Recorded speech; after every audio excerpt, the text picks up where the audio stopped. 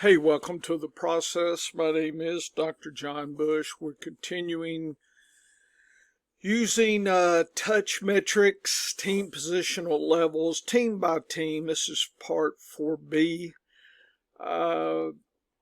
Going to put a context, a weekly opportunities context with touches with players. So go see part 4A to see how it works. I'm continuing with Houston. So right away, Houston's story last year was all about the wide receiver as far as usage there. If you see up at the top, we're talking percent usage, pretty much wide receiver. Note that the tight end is not getting their due down there, Schultz. So just wanted to let you know, people are drafting him. I'm drafting him. But there's meat on the bone left, and they're leaving it. Running backs last year was very sad. And that's why Joe Mixon has been incorporated. So a lot of times it's funny, I'll look at these metrics and it's just like, I know they're much deeper, I'm not a coach or anything, but, a lot of times even this blind analyst here can see an acorn, and it's clear that they needed some help down there at running back, and they went out and got Mixon. So anyway, there's kind of the landscape, and this is the actual data we will be using, including, I'm going to say, getting close to being stale ADPs. If you follow Science of Fantasy myself, I'm actually going to start a third round of best ball very soon. Could even be this weekend. This is June 29th. So, and if that's the case, I'm going to have updated ADPs with all of my and D Mike's metrics, so I'll be kind of churning back around as well. But this is what I've got. Made these figures.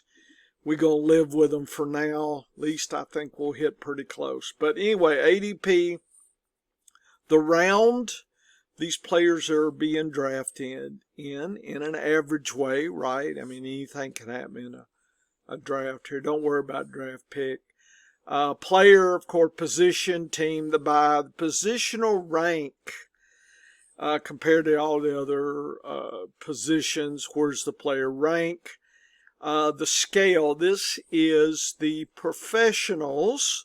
This is what they're thinking. This is, I took the FFPC kind of grand average and tweaked it, scaled it, and turned it into my metric there, 0 to 100, and you can see we got some goodness there.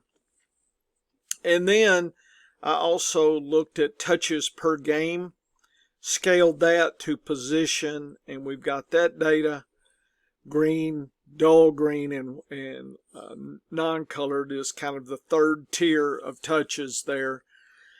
And then you can look at the average touches per game, kind of the raw metrics. And to me, I like my metrics better because I kind of know what 80 means versus 60, 70, 50. Kind of gives me an idea of what's going on. Okay, so Houston, Stroud, he's the 7th best. Pros like him, 87. It's all good there. Don't have any touches. Didn't do that. For the quarterbacks, got to get some air here. Mixon coming over, 83 for the touches. Pro, definitely like him. He's 13th best, so right there at the low RB1, high RB2 level. At least that's where he's going. Fourth round, definitely the 0 RB kind of guy that people are starting to look at there. Usually more fifth round when I'm doing 0 RB. But anyway, not bad. That 80 says hardcore touches. Looks to me he should dominate. Pierce, 16th round, looks like a handcuff. I do note last year he got a 56 on the touches per game, but I think that's because Mixon wasn't there.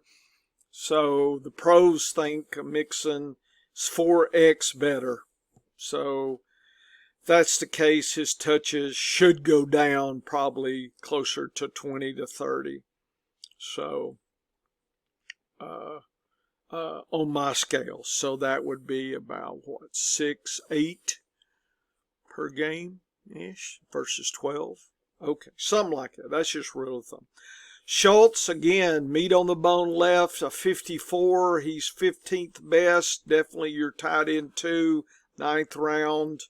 People grabbed him there. I don't think there's a lot of upside just because the team hasn't had any tight end upside, so maybe they will. But he looks to me like a streaming tight end 2 type. So he's useful in best ball, useful in streaming, no doubt. But he's not a set it and forget it kind of tight end. Stover, nothing there for me. He's free square. Collins, Diggs, Dell. All I can say is Diggs coming from Buffalo. They love their wide receivers. Clearly, that's the environment. Diggs, I think the reason he came there was because of that. And people are saying Collins, Dell, they're all excited. If they were that damn good, why they get Diggs? I know, so I'm being contrarian. So the pros think Collins, Diggs is 1A, 1B. And Dell's right there as well. It almost looks like a three-way split, and sometimes that's never good. Touch-wise, Dell and Collins were pretty much on top of each other. So to me, the most uncertain wide receivers in the league looks like these three. I think back class of Diggs, if I'm going to invest, I'm taking Diggs in 4th round versus Collins in the 3rd. If I'm going to invest, may not take any of them, okay, and move on to other fish to fry in the 4th round. But that's kind of how you might see that here. Next is Indianapolis. Love their Jonathan Taylor. Love those RBs. Love those wide receivers. Johnny Woods got hurt, and they don't use tight end. I'm hoping that he is a tight end 3 best ball hero for us. Just kind of previewing there. Anthony Richardson got hurt. They grabbed Flacco as insurance. Richardson has youth, has everything he needs. 84, 10th best, seems reasonable. If you're not taking a hero QB and waiting for a late round, Richardson is definitely on your radar. In the 5th round, though, so you're going to have to jump a little bit. Okay, you don't wait too late if that's your hero there. And depending on best ball, probably wouldn't draft Flacco. I guess in a 1 quarterback redraft lead, I definitely know where Flacco was. He should be free. Taylor, 86 scaled touches, should be all about that action. 88, the pros love him. 2nd round guy, seems a little cheap at 2nd round.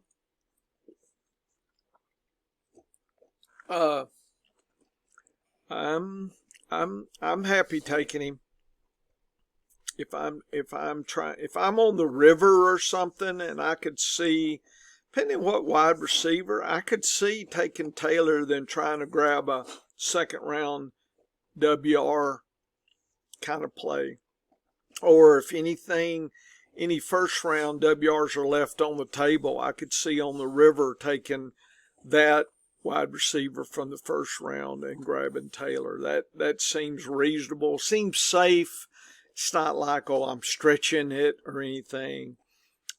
He's not going to last too long there for sure. Trey Sermon is your handcuff. He's a free square. Hulls, another free square. Nothing dramatic there. The pros don't think so.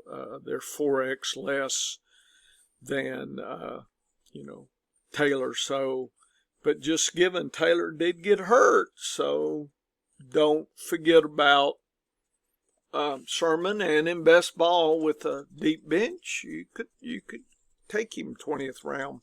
Seems okay. Jelani Woods, there's a lot of hope, but I'm not reaching for him. You can get him in the 17th round. He's very viable as a tight end 2-3 type, more 3 than a 2 type. But he could surprise. Pittman, wide receivers, they love him. Pittman's all about that Pittman. There he is, 77. The scale touches. The pros are a little down on him. Third round. I kind of like him a little bit there in the third round, 37th. Seems to me a solid WR2 and somebody I am drafting. Downs in the 14th, and the rookie, there was some talk Downs was going to take a step forward, but the pros think, and the rookie has a shot at jumping over him. So that's confounding to me. I don't know if everybody's off Downs or love the rookie. I don't know what that means. To me, that kind of cancels out. And in the 14th round, depends on what I'm looking for there. Not sure I'm investing deeply in either one at that point. But anyway, there is some confusion about which one to take. I will note that if you look at Pittman, you would think Pittman from the 3rd versus the 14th, you would think his projections would be in the 80s for wide receiver. He's not. So is Downs and Mitch, is that saying Pittman's not as good as people are thinking? Or are the pros missing Pittman and he's going to be higher still, 10, 20% higher on that level? It's a little bit wobbly on what to do there, but I'm definitely taking Pittman. And I'm not sure I'm reaching for the other two here. Jacksonville tight end definitely gets my attention. It's definitely was a great year for Ingram. Nice use of RBs. The wide receivers were sucky in usage last year. Very intriguing.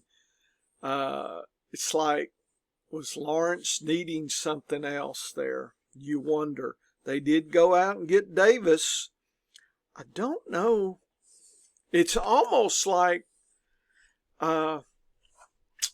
Davis is kind of, let's just hope we get somebody there. I don't know if that solves that issue. I'm skeptical at that point exactly what we're going to get. Anyway, Lawrence, he's 13th best.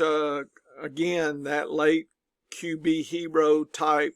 I think he's a good streamer. I would pair him with, say, an Anthony Richardson. I could see taking them back to back. I've seen it in best ball, folks. They're taking them right there, back to back. Taking both those.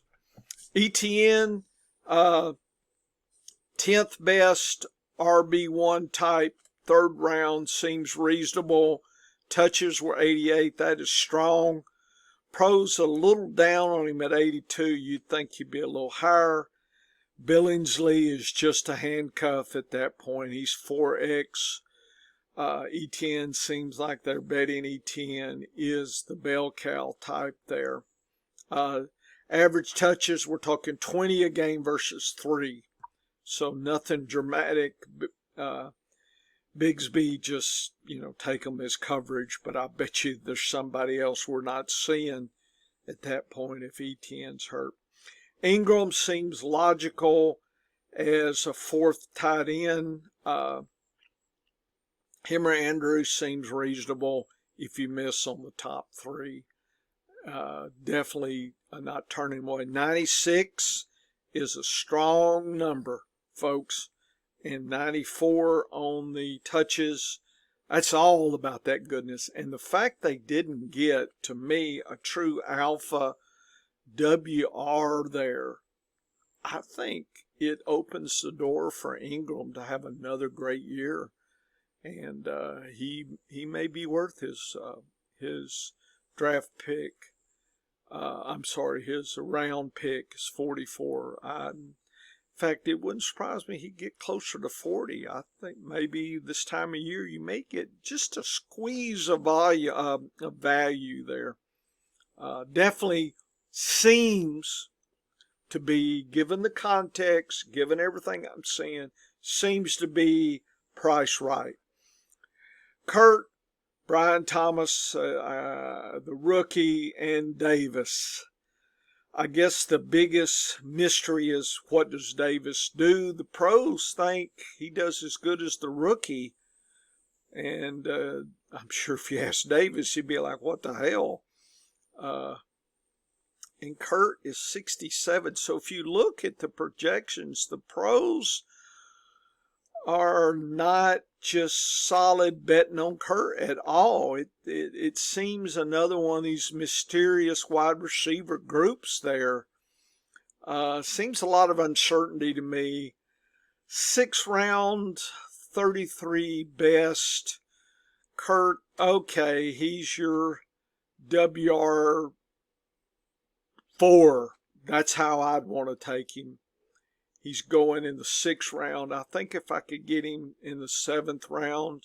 So I guess I would want him in value. 10th round for Thomas seems aggressive. Davis seems like could be a roll of the dice in the 14th round. So I think Kirk's a little overpriced, maybe around overpriced. Davis, maybe worth a gamble, but nothing.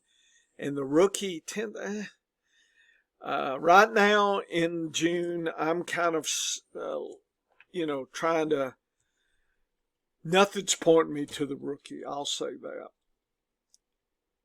Kansas City loves their tight ends and really love their running back, and they really need wide receiver. There was some, look at that sadness of their weekly opportunities. 0.067 is, look at that, is beyond sad. It is downright. This team won the Super Bowl with sucky wide receivers. I'm still bamboozled. What a team. Mahomes, third best, seems reasonable given what he did last year with nothing other than Kelsey. Pacheco seems solid as your 9th bet. Yeah, solid. Hilaire is your handcuff. Seems reasonable. I will say, touches-wise, 6 touches for Hilaire seems reasonable for a 17th round. And if something happens a couple weeks, you in best ball, you can get a little bargain there. 17th, seems to me you might have a nice RB5 for you. Kelsey, what can I say? The pros are in love with him.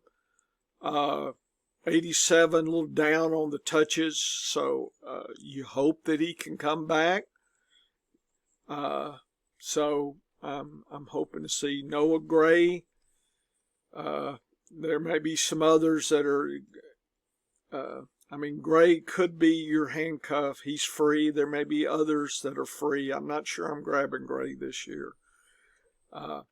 So I guess the mysterious aspect is what is Rashee Rice with his troubles, I guess legal troubles. They went and got Hollywood Brown, 43 scaled touches, average was 4 a game. Rashee Rice had 5. You know, if Kansas City was trying to solve their wide receiver problem, I just don't. 31st best WR. There's nothing there that excites me too much, to tell you the truth. The rookie, I guess Xavier's the only one, but he's being 7th round. Rashee Rice 9th. It looks to me like there's nothing there. There's no bargains there. There's nothing of value yet. People, I may be overplaying last year, folks. I'm not enamored with any of that crew. Chargers, all about the RB, even though Eckler didn't have the best year, and he's gone, so they got rid of him. Tight end was sadness, and it's all about the wide receivers. So Herbert passes wide receivers. That is the connection. Let's see what happened. Herbert, a 14th best. Again, another one of those late round streamer types. Seems like a solid play if you want to stream. Seems like there's a lot of good options this year in best ball. Seems great. Round 10. Another one was round 10, folks. Seems logical to me. RBs. Dobbins, Edwards. The touches were almost the same. The touches per game favored Edwards. The pro favors Dobbins. And notice what's very interesting is the pros do not like Vidal, yet Vidal is going in the 13th. This all seems goofy to me. I think I will take Edwards in the 10th. Seems okay. Dobbins seems a little bit risky, but might be giving some value. If the rookie's worth a 13, Dobbins has got to be worth a 12 or 11. So if I can get him in the 13th or 14th, probably not taking the rookie. That just seems like that's pricing the rookie too high there. To me. Okay. Hurst went out and got Parham. I don't know what to say, folks. Those are all free squares. I'm probably letting you grab them. Disley's another free square.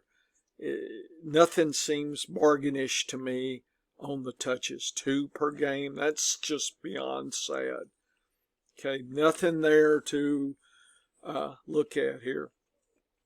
So the pros love the rookie lad. The lad rookie. 61. They say he's the alpha.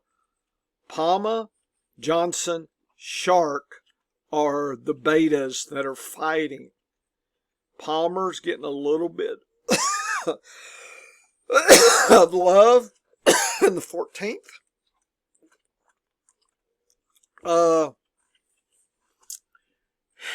It looks like McConkey's overpriced. If 60 is the pro at 8, then 46 in the 14th. I think that's why Palmer's getting some discussion as well as Quentin Johnson. Seems to me Johnson at the 15th. And the pros even say Shark in the 18th. So I'm probably taking, if I'm taking one, it's Shark or Johnson. Just because they're cheap if I need a wide receiver 5, 6. Nothing's really enamored with any of them. Okay, so I could see a lot of spreading of the ball in targets, and I just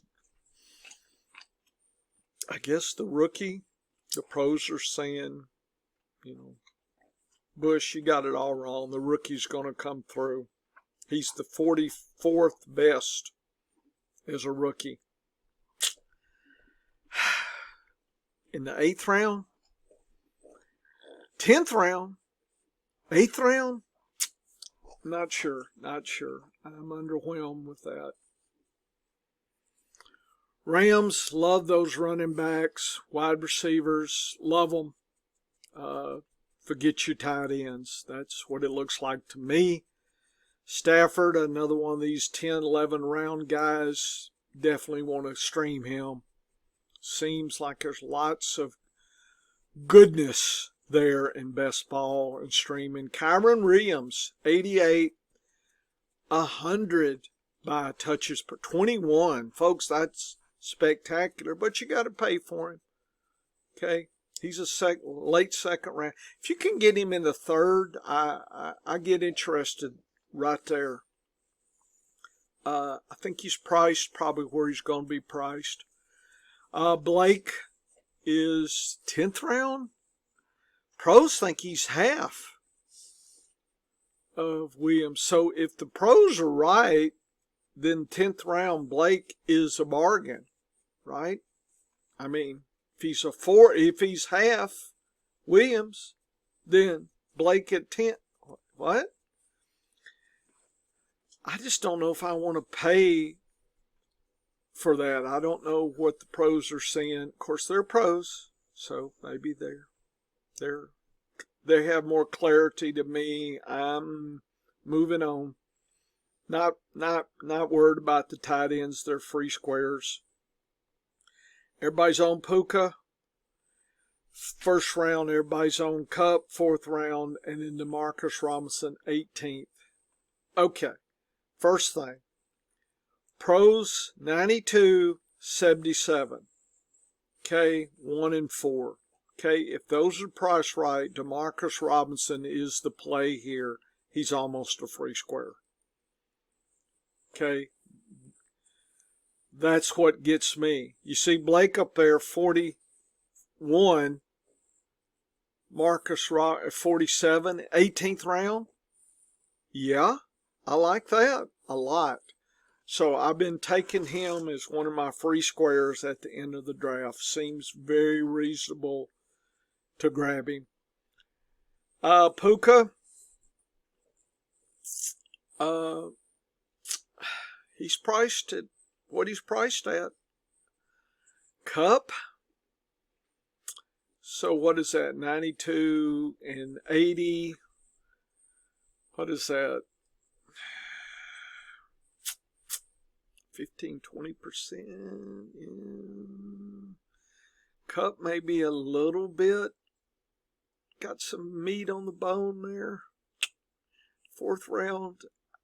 I'm not reaching for Cup, but if I need a wide receiver in the 5th round and Cup's still there, he'll be in my consideration. Right now, that's how I'm thinking today. Okay. Raiders, all about the running backs and wide receivers, folks. Tight ends, they suck on tight ends now. And they grabbed a rookie, a highfalutin rookie. Everybody's talking about him. Boy, they needed something last year because they had nothing last year. So I'm underwhelmed, a little worried. Minshew, O'Connell, I don't know what you're going to get. They're both free. I guess in Superflex, you're talking one or the other. I guess Minshew, maybe. I guess. Zamir White at 66. But his touches were sucky. I'm underwhelmed by White, folks. But you can get him in the 7th round. So I guess if you're doing 0 RB, you're thinking about it. Madison is half of White in the 18th. Seems like another free square for me. If I'm 0 RB, he's definitely in consideration for that last RB off the board. How could you not get half of White in the 7th round. Dylan Lube, 19th round rookie. I don't know what you're getting. If I can't find anything else, maybe, just because I'm not sold on White. I guess White's weakness might be Lube's strength and worth a long shot. Bowers is the rookie. Everybody's squawking 73 is okay, but it's nothing dramatic for me. I'm letting you take him as the 13th best. Yeah, I don't know what we're getting there. Michael Meyer, free square. I'm not taking him. Devontae Adams, 85, 6 touches per game. You almost feel like, is he going to get more given the quarterbacks? He is the 9th best. That seems to be priced as he is. There's no bargain there. There's no meat on that bone at all. I guess if I got to have a wide receiver and I didn't take one in the 1st round, I guess if I took like CMC and Adams is on the river coming back to me, yeah, maybe. If you look at the pros, Jacoby Myers at 60 versus the pros 85 for Adams, and he's in the 12th round. Seems like a gotta. Myers I like in the 12th round, folks, given that. Trey Tucker, nah, not with your money. So Myers, I think, is the play here. Really liking that. Okay, it's 32 minutes. Thought I was going to get further along. Silly me. Okay, maybe I'm running my mouth too much today. I know, you're surprised. Okay, I think I'll stop. I like to break these things up, and we'll do some more. Come back, we'll have part 4C.